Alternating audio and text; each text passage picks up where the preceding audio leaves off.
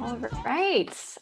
Thank you everyone for joining us this morning or afternoon, depending on where you are in the country. My name is Jessica Watson. I am one of the US Digital Response administrators, and I also support the volunteers team and support hiring for all of our Technologist-in-Residence programs. We are so thrilled to have so many people here this morning interested in this really important work. So thank you for being here. And we have a lot to get through today in a short period of time. So a few things to note. One, we'll spend the first 15 minutes going into more detail about the program, and then we'll leave about 10 to 15 minutes at the end for questions. If you have any questions that come up during the course of the presentation, feel free to pop those into the chat, and we will address those when we get to Q&A. Also, please stay muted during the presentation, and we will call on you, and then you can unmute to ask the question on your own. And then finally, we will be sharing this presentation after the call. So don't feel like you have to absorb everything all at once. We'll share it out with you afterwards so you can review all the details. And with all of that said, I am super excited to hand over presenting duties. And let me do something first. Okay, now that as a co-host, I'm excited to hand over presenting duties to Raf Lee. Raf is also an administrator with USDR, and he is leading our overall health data program. Thanks, everyone. Thank you for taking time out of your busy days to be with us. I see a lot of familiar faces and new faces, so welcome. So glad you're here and so excited to talk about the work that we're doing. My hope for today is to really bring to life some of the problems that we're working on within the health data program and bring you into the room. We are on calls all week long with state and county and city government partners. And the work that they're doing is very tangible and very urgent. And so whether you individually choose at the end of this info session to throw your hat in the ring for one of these roles or come on as a volunteer and help out with this, or you're just here to like get educated, I want to really animate the kinds of problems that we're working on and get you thinking about what's facing governments right now. So without further ado, let me share my exciting slide deck.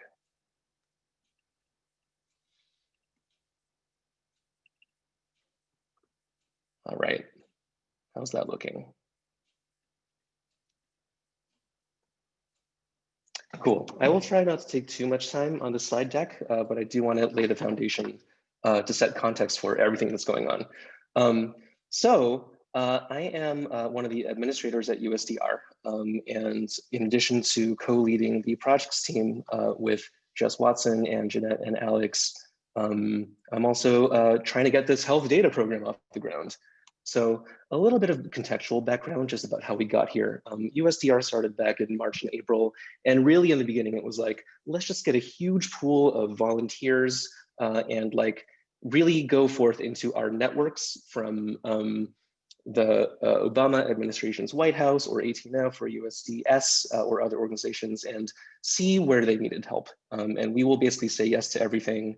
And some of the early data projects that we did really centered on like modeling. So back then, states were still trying to decide whether or not they should implement shelter-in-place policies or like mask mandates. And so we were able to do a little bit of like basic analytics and modeling for them. And in a lot of cases, the work was just, you know, rolling up your sleeves and connecting messy data sources together so we could actually create dashboards and visualizations. And then over time, the USDR model kind of was refined where we figured out that like some projects really just need a project manager, a project lead from within USDR, because the governments themselves are too busy to or not technical enough to like plan out like a project roadmap. In other cases where they did have that kind of leadership and vision and didn't need the additional help with project management and scoping, we would just place volunteers. They might say, hey, all we really need right now is a content strategist. And then we would go and source a content strategist from our volunteer database and then place them and embed them in those governments or nonprofits. We also found that over time, a few of our projects that we did for one jurisdiction could be scaled to other places and we would be able to reuse them. And so like, over time, here we're kind of in this world where an increasing number of our projects and engagements are becoming lumped under programs and fellowships. So we've got our an unemployment insurance program, which has a PM in residence already. We are concluding / kind of continuing the elections program, which, as you can imagine, has been very busy in the past 3 or 4 months, but there's still some work to do to prepare election officials for next time. And there's a health data program. And among all of this, our rapid response one-off projects still continue. But over time, we are finding that when you get a team of people who are all thinking about the same problems and working on the same problems and talking to each other, that's where we can really generate sustainable insights that can be pushed out to the rest of the world. We also became a fiscally sponsored nonprofit project back in like the July, August timeframe, which means we can handle money, which is cool, and start paying people. So it wasn't 100% volunteers. And specifically, the Rockefeller Foundation gave us a grant to kickstart this health data program. So that's where the funding for these roles is coming from.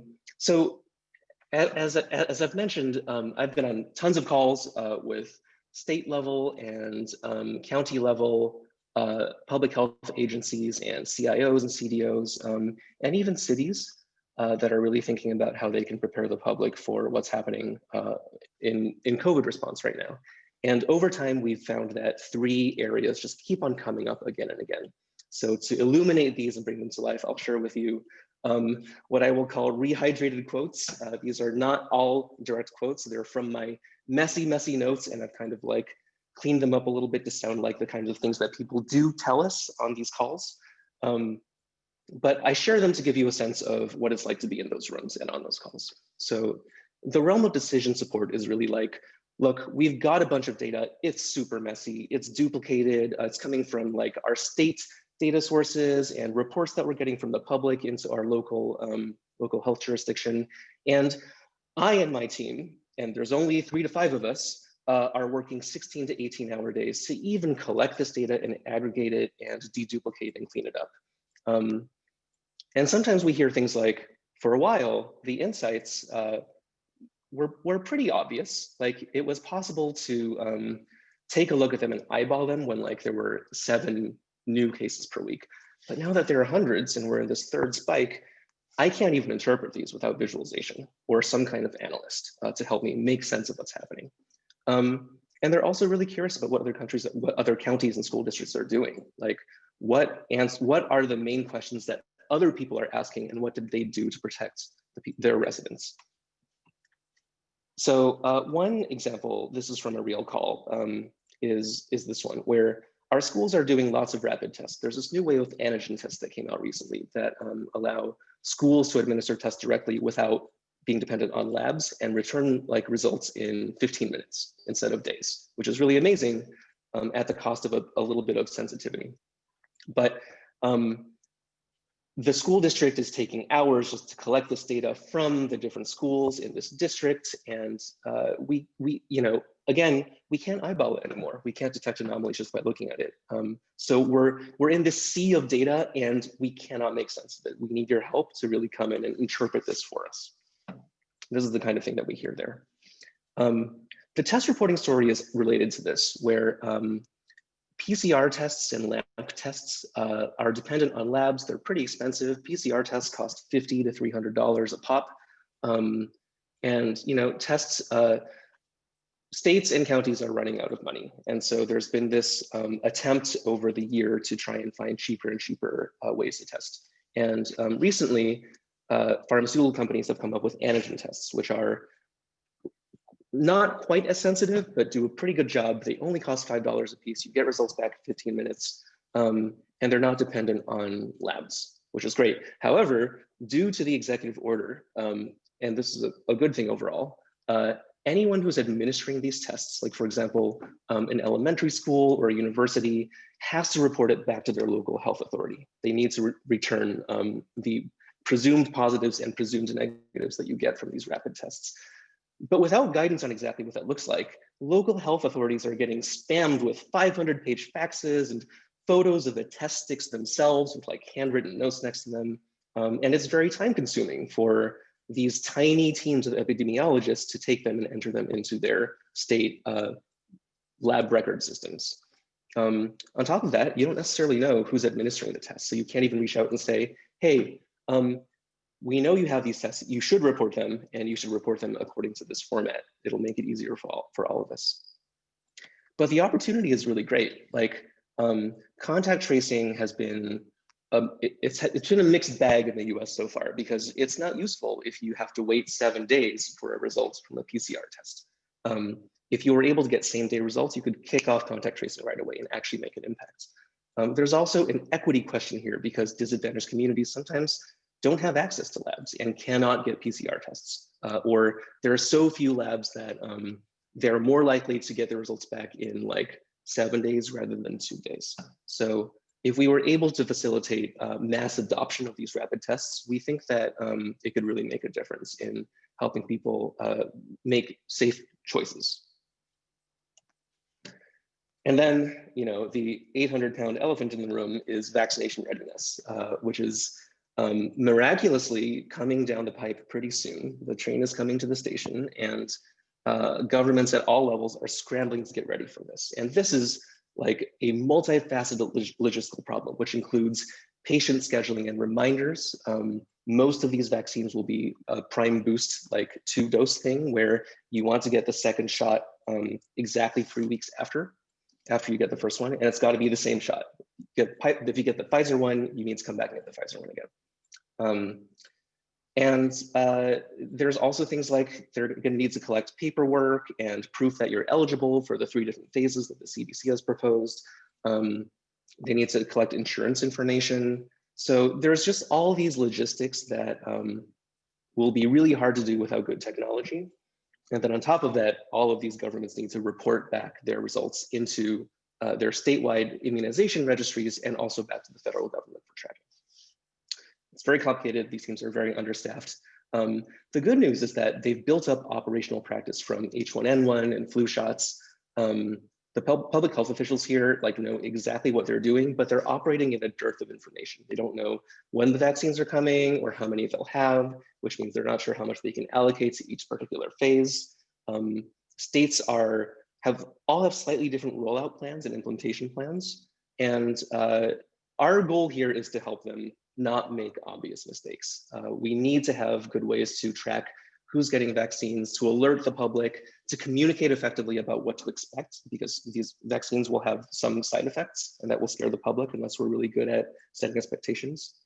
So there's a lot to do here, but the opportunity to get past the crisis from vaccinations is really, really huge. There's a couple other things that come up a few times, like getting more adoption for the exposure notification app that Google and Apple have been working on, as well as just better guidance on how to communicate to the public about COVID-19. But those 3 areas that I talked about are generally going to be our focus areas for this program. So as such, we are going to be hiring 4 technologists-in-residence. These roles are unusual, and I want to give you all the caveats so you know exactly what you're getting into if you're going to throw your hat in the ring. They're going to be 6 months long. Most of them will probably start early January and end late June. The reason for this is that, one, USDR has existed since the end of March. We have not been around for years and years, and thinking ahead on this 6-month-long time horizon is basically as much planning as we're really comfortable doing, given how fast the world is changing.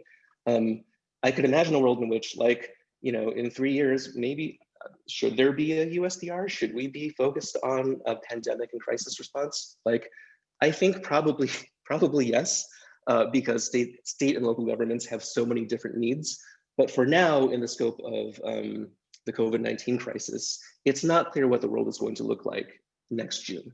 And so we don't want to plan too far out ahead of that. We've also only raised enough money to cover this team for this time. So knowing that a lot of important work is going to have to happen in the next 6 months, we've raised money for this amount of time. It's possible, if the need still exists and if this program is successful, that we can raise more, but we'd be doing you a disservice if we were to say, it's very likely that we can extend this to a full-time position. So that's just kind of the context. I'll be transparent about the salary. It's $10,000 per month. We're not including benefits for this one. It's my understanding this is not so good from a private sector point of view and fantastic for nonprofits. It is what it is. And so overall, I guess I would encourage people to think of this as a short-term role, as like a fellowship or trying out something different. It might be really good for someone who's been exploring career change into GovTech or making social impact or serving populations that the private sector just isn't interested in because they can't make money off of them. Or for someone who's looking for like a medium-term thing to park on to respond to this crisis, which is, I think, the defining problem, one of the defining problems of our generation, with the flexibility to try something different afterward. It's a good place to sample, I think, from the buffet table.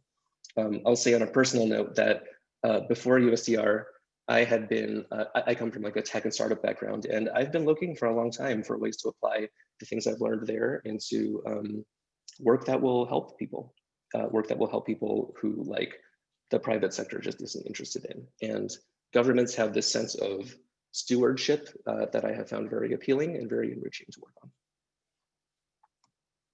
on. So the team will involve 4 full-time technologists in residence. There's a PM in residence, a design lead, an engineering lead, and a data lead. Also, like the wonderful thing about USDR is that there's a very large bench of really amazing volunteers who are experienced and humble and good communicators and just want to help in any way they can. I'm hoping that ultimately the team we end up working with, this group of people I talked about, which are all thinking about the same problems, executing toward the same projects and goals, and creating insights and brainstorming, will be a mixed team of the full-timers that we're hiring and the volunteers who only have 5 to 10 to 20 hours to give per week, but are able to come in when they're able to, contribute to some meaningful work, and then bow back out when they need to. But the dream is that we will all be co-owners of these problems. We'll all feel a personal sense of engagement with them, and we'll know that at the end of the day, the work that we did actually made an impact on human lives. There are 4 slides that get into the different roles that we have. This information is all copied and pasted from the JDs on the website, so I won't spend too much time here on them right now. I think the one thing that I do want to call out for each of these roles is that we're looking for people who are experienced and who can also be leaders. So they're all hybrid roles where you'll be a little bit hands-on as ICs. There will be work to do. If you're the engineering lead, you will be doing some coding. You'll be gluing together APIs. If you're the data lead, there's going to be some grunt work in terms of data cleaning and just moving data around. And hopefully, people don't often love doing that, but some people find it very satisfying to put things in the right boxes. And regardless, you should know that all of this work will be very much appreciated by these like epidemiological teams that don't have time to do them. But these are senior level roles. We are looking for people who have done this kind of thing before and can talk about their work and are confident in their skill sets and tools. So the stuff you'll be learning on the job are really about government and public health, less so about acquiring the hard skills. We also look for people who are wonderful communicators. We talk to partners all the time. They are truly the heroes of the crisis. It's not us, and we win when we make them look good, and they have wins that they can celebrate. So when we're on calls with partner, we do a lot of like reflective listening. We bring humility, and we need to be able to talk about our technical work in ways that are understandable to them if they are less technical. And then there's the leadership aspect where like, if you are full-time here and you have a lot of context, you should also be able to share that context out with the volunteers who are joining and who might need some orientation in order to really hit the ground running and make the impact that they want to make. This is not a very hierarchical organization. It's less likely that I will be giving you instruction and more likely that we will together be thinking about the problems and thinking about like, what is the most important thing we can be doing right now? So some experience in either people leadership or team leadership or program leadership is what we're looking for in these roles as well. All right, that was a lot of talking. Oh, I do want to introduce our PM in residence, who is on the call, and I just want to give her a quick shout out. Diana, if you want to unmute yourself and give a quick introduction and maybe give us a 1 sentence on why you joined us. Yeah, of course. Hi, everyone. Thanks for joining the call. So just a quick intro. I'm really excited to potentially be working with y'all very shortly. And prior to USDR, I was working on housing policy products and international development in the tech industry. So I'm really excited to continue working on policy-minded technology problems. And so why I'm excited to join USDR, I think there's a lot of reasons. If I had to fit it into one sentence, I would say USDR in the scope of civic tech in general is very, very focused on COVID response. And so I think that focus really will be channeled into our direct work, into our team dynamics, and ultimately our impact together.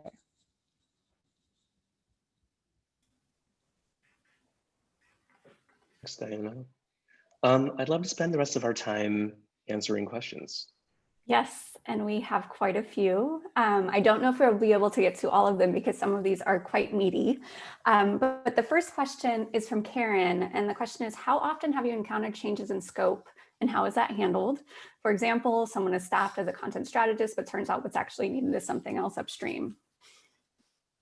Yeah, that is a fantastic question. And honestly, it happens all the time. What will often happen on these calls is the initial problem that was presented, or even the initial solution that USDR is being pitched to work on, ends up being an aspect of a greater problem. And then it is our job to go in and really bring clarity to the situation by asking good questions. What really is the goal here? What is the story that you want to be able to tell, or that the mayor wants to be able to tell? Who is responsible? Like, who has to say yes for this thing to ship? And so the way that we tend to approach any engagement with our partners is that we are providing a service. We're not providing we're providing a service, not a product. In other words, we are there to be your friend and to bring some tech expertise and product expertise to the problems that you're working on. But it doesn't tend to work well when our partners approach us with like a long specification of here's exactly what needs to be built, because it is often an indication that the problem itself is not very well scoped or understood. We actually have a team of scopers, including Maureen, who's on this call, working in the government's team, whose job it is to just go in and like really illuminate the room, right? Like shine the lantern around the dark corners of the problem. And often what we end up committing to is a collaboratively defined scope, where we will ask them what their sub problems are, we'll ask them to prioritize them, and then we'll just tackle them one at a time. USDR really thrives the most when we are able to find like quick things that we can work on, ship and build in 2 months or less, because the pandemic changes so quickly that the problem may be completely different in 2 months. And so the more we can exercise the philosophy of demos, not memos, and like show them something visual, make clickable demos, make a slide deck, make something they can react to, the faster we can get aligned with them and really like push something out the door as soon as it actually has value.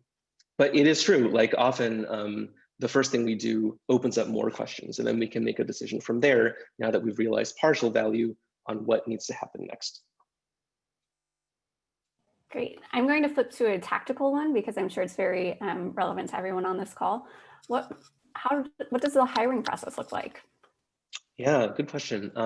So our hiring process involves 3 interviews. One of them is it's a lightweight conversation up front in which we are just getting to know you. We try and understand the work that you've done in your past. We try and understand your motivations for joining USDR, and we get kind of a quick sense in a 30 to 45 minute conversation about where you're coming from and what you've done. The next one is a deep dive into the specific discipline. So I'll use the PM in residence one as an example. We designed an interview where like I basically wrote down everything I knew about this test reporting situation, this like antigen test proliferation and the effects that it's having on local health authorities, and wrote it up into like a 3-page spec. And then the interview prompt was, read this and let's just talk about it, right? Let's pretend like you and I are actually on the same team working on this problem. And the goal here is to understand how you and I will work together, to give you a sense of the actual real world problems that we're going to work on, not some contrived whiteboard interview. And for me to get a sense of how you reason, how do you think about things? How do you prioritize? What kinds of visual artifacts do you bring to the table to like make sense of a complicated problem? So we're designing, different second interviews for each of these roles since they are discipline specific. But our goal will be to define exercises that are collaborative, that will show us how we work with each other and also give you like an up close and personal sense of the kinds of problems that we're working on. So any work that you do in that interview is likely to mirror work that you will actually be doing in the role. And the third one is about leadership. It's about storytelling, understanding what it's like to work with you as a human on your teams.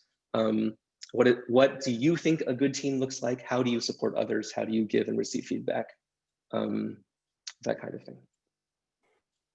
Perfect. And just as a reminder, we will respond to the questions we don't get to, and we'll email you all with the presentation as well, because there are some great questions, but they're quite meaty and there is no way we're going to get through all of these in the next 3 minutes. So I am going to choose one that I think is a great question.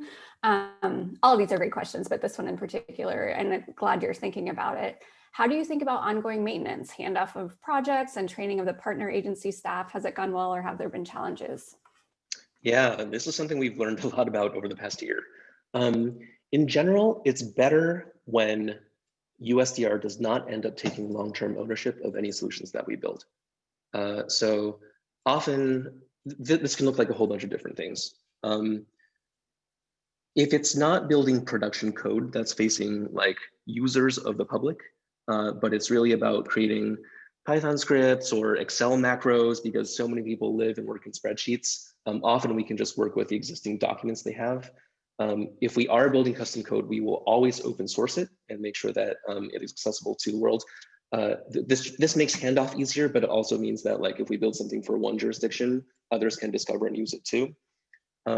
We have hosted applications a couple times in the past, but always with the goal of handing it back over to the team if that is possible. So often, sometimes these teams will have IT teams or a digital services team that is able to take over and inherit the work. More often though, like the best and most scalable work that we do does not actually involve code, which is weird, right? Like, often it's low code and no code solutions where you are doing a lot of the automation by gluing together different APIs and SaaS services that is easy for the person you're talking to who may not be an engineer to take over and maintain. The overall goal here is that we don't want to leave people in a bad place once USDR rolls off. We define upfront, this expectation that we are here to supplement you and to support you and help you get some good work done and share insights. But our ulterior motive is to leave you stronger than where you were before so that the next time a crisis happens, you have better resources and you might not need us, right? So for us, success doesn't look like USDR has built awesome technology, but it looks like the team we're working with is more robust. They have a stronger idea of what's possible with technology. If we're working with a digital service team or an innovation team, they have some wins they can talk about to raise more budget and hire more people into their teams in the future. We really win by leaving other people in a good place after our engagements are over. Amazing. Well, we are at time, but I did see Frank asked about getting involved as a volunteer. And so for anyone who does decide to apply, there is a question on there if you're interested in volunteering. And as you know, there's 40 of you in this room and we only have 4 roles we're hiring or 3 roles we're hiring for. And so if you have shown that you're interested in volunteering, we'll add you to our volunteer database. And so then we'll work on matching you with projects based on your skill set and availability. If you decide not to apply for this role, but would love to volunteer, if you go to our USDR website, there's a way to submit an application as a volunteer as well. But I'll want to make sure everyone gets going with the rest of their day. But thank you so much for joining us. And as I mentioned, we will be emailing you later today with the presentation and the answers to the rest of the questions. Thank you. Thanks, everyone.